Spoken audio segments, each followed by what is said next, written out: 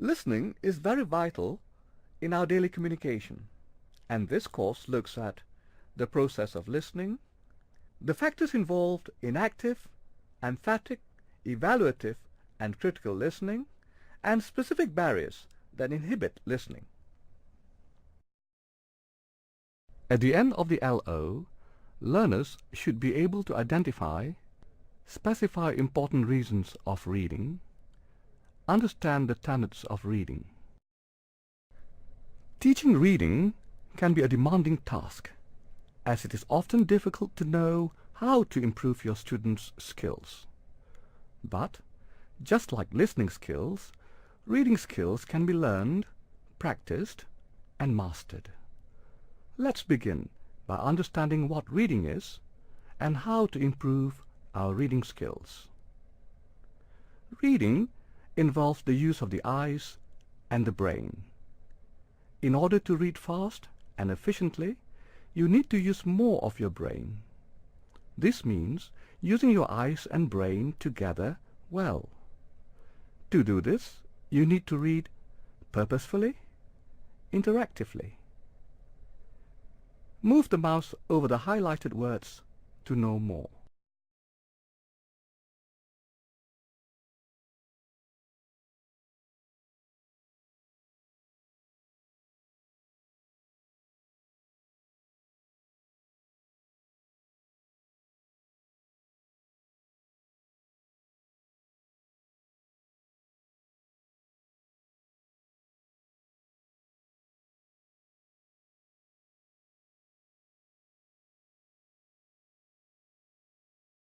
Hanum plans to begin her reading task, but first she is taking some time to think about why she is reading.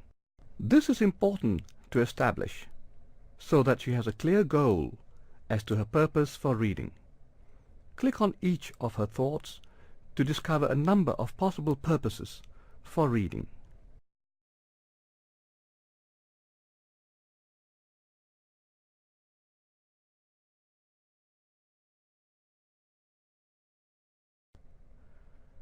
Different sorts of documents hold information in different places and in different ways.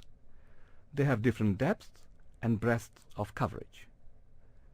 By understanding the layout of the material you are reading, you can extract useful information much more efficiently. The following information is a useful but not exhaustive list of varied reading materials. Magazines and newspapers, articles, textbooks. Click on each material to know more. These types of materials tend to give a very fragmented coverage of an area. They will typically only concentrate on the most interesting and glamorous parts of a topic to help them to sell copies. They often ignore less interesting information essential to a full understanding of a subject. The most effective way of getting information from magazines is to scan the contents tables or indexes and turn directly to interesting articles. Newspapers tend to be arranged in sections.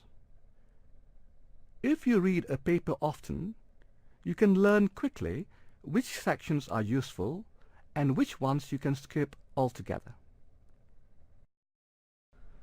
Articles within newspapers and magazines tend to be in three main types: news, opinion, feature. Move the mouse over any type to know more.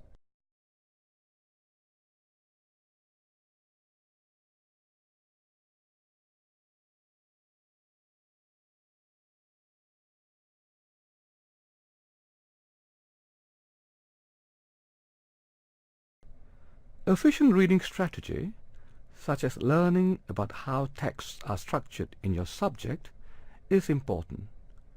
You need to be flexible when you read. You may need to read quickly to find relevant sections, then read carefully when you have found out what you want. Let's take a look at how this can be done. Move the mouse over any step to know more.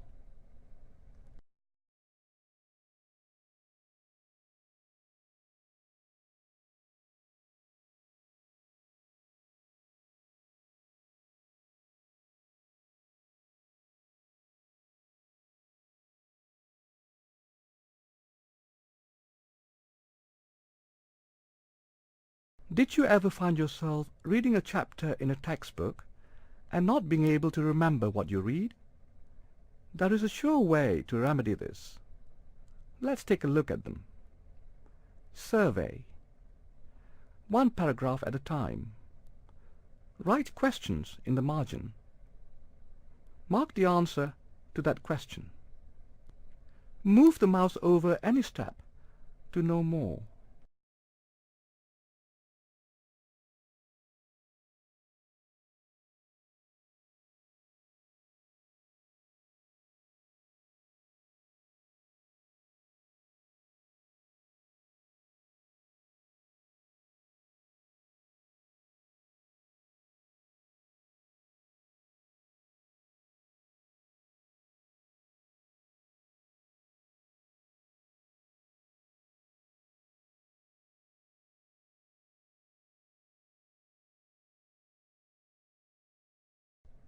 The way you read is determined by the purpose of the reading. Your reading style should be chosen to suit this purpose, because some readings require passive reading, whilst others require an active approach. You need to read with conscious purpose. To increase your study efficiency, it is best not to use the same type of reading all the time. Match your style of reading to the task in hand. Not all materials should be read in the same way. You'll get more done this way. Let's take a look at some notes on different types of reading. Rapid survey, previewing, sampling, skim reading, search reading, scan reading, close reading, rapid reading, speed reading, reading to study. Click on each type to know more. Rapid survey is also known as previewing. Here, you are checking the materials for their suitability. A rapid glance is all that's necessary. It is most effectively used with informational text or narrative and procedural text with illustrations. Recommended steps in previewing, surveying. Read the title. Read the headings and subheadings if present. Examine any accompanying visual aids such as maps, charts, graphs, illustrations, photographs, etc. Examine any words in italics and boldface print. Quickly read any introductory and concluding paragraphs or summaries. Here, you are exploring the contents in more detail. Before starting to read a text in detail, you should take a moment to preview the text. How? By reading quickly, without pausing to study the details. This is called skim reading or skimming. It is useful to survey a text to get a general idea of what it is about, or for the main points to get an overall impression. Look closely at chapter summaries or the introduction. Skim read a page or two in various chapters. Keep asking yourself, is this book suitable for my purposes? If the answer is no, then move on to something else. Skimming provides an overview. It is useful to look at chapter, section headings, summaries, and opening paragraphs. Here, you read quickly to gain a general impression as to whether the text is of use to you. You are not necessarily searching for a specific item. The purpose of skimming: to check relevance of text, to make a rapid survey of the subject, to gain an overview in order to make a judgment about the work by relating the work to an existing body of knowledge. You are looking for a single piece of information. For instance, someone's telephone number in the telephone directory. For example, if you search on the web, you just need to go straight to the contents, the index, or locate the page. Look up the item of information and write it down. Or you can quit the materials and move on without browsing.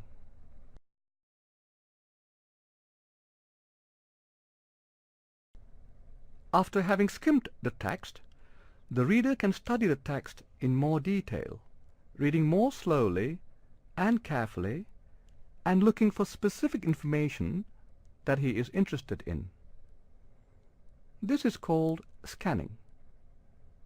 It is to read rapidly to find a specific piece of information or to locate specifically required information.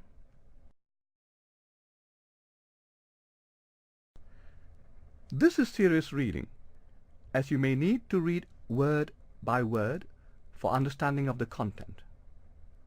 This type of reading may be part of your coursework, research for an essay, or preparation for an examination.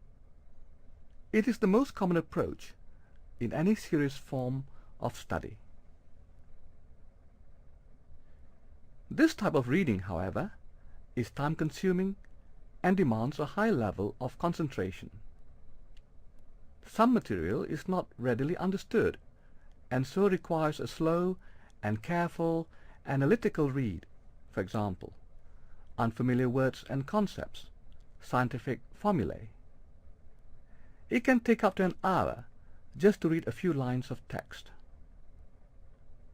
Similarly, to understand an argument or the exposition of a particular subject, you might also be taking notes whilst reading. You might also need to read a particular text more than once to grasp the point it is making. The most thorough method is known as SQ3R.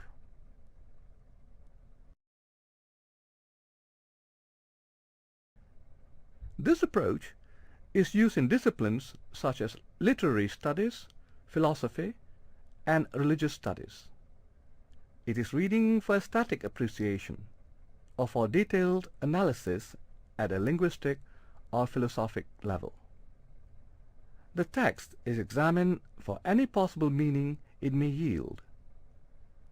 Every word, and even punctuation, may be studied in thoroughly close detail.